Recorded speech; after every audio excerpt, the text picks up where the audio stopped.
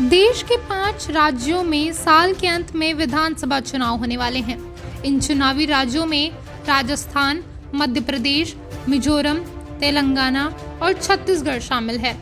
बीते दिनों चुनाव आयोग ने एक प्रेस कॉन्फ्रेंस की, जिनमें इन राज्यों की चुनावी तारीख की घोषणा की गई। फिलहाल राजस्थान के चुनावी तारीख में कुछ बदलाव भी किए गए हैं। फिलहाल इन सभी चुनावी राज्यों में उथल-पुथल मची हुई है। सभी पार्टियां अपने वोट बैंक को मजबूत करने की कोशिश में जुटी है और लगातार घोषणाएं कर रही है।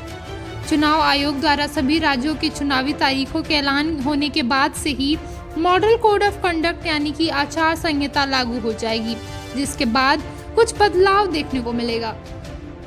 हालांकि बहुत ही कम लोगों को इस बात की जानकारी होगी कि आखिर चुनाव आचार संहिता क्या है और यह कब और क्यों लागू किया जाता है। आचार संहिता लागू होने के बाद पार्टियों को किन बातों का खास ख्याल रखना होता है और इसका उल्लंघन करने वालों को क्या खामियाजा भुगतना पड़ सकता है। आपको बता दें कि स्वतंत्र और निष्पक्ष चुनाव कराने के लिए चुनाव आयोग द्वारा कुछ नियम बनाए जाते हैं। इन नियमों को आचार संहिता कहते हैं।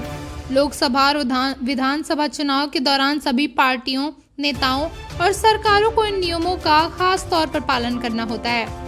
भारतीय निर्वाचन आयोग की आदर्श चुनाव आचार संहिता राजनीतिक दलों और प्रत्याशियों के लिए बनाई गई एक नियमावली है, जिसका पालन चुनाव के समय आवश्यक है।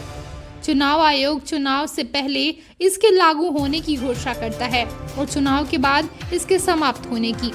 कोई आम आदमी भी इन नियमों का उल्लंघन करता है तो उस पर भी आचार संहिता के तहत सख्त कार्रवाई की जाती है।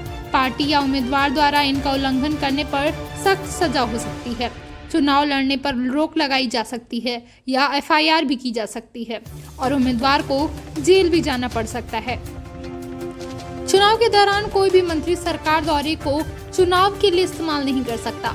आदर्श आचार संहिता के कारण इन कामों पर पाबंदी होती है, जिनमें किसी भी तरह से वोट प्रभावित हो सकते हैं। इन नियमों की लिस्ट आपकी स्क्रीन पर है, आप देख सकते हैं।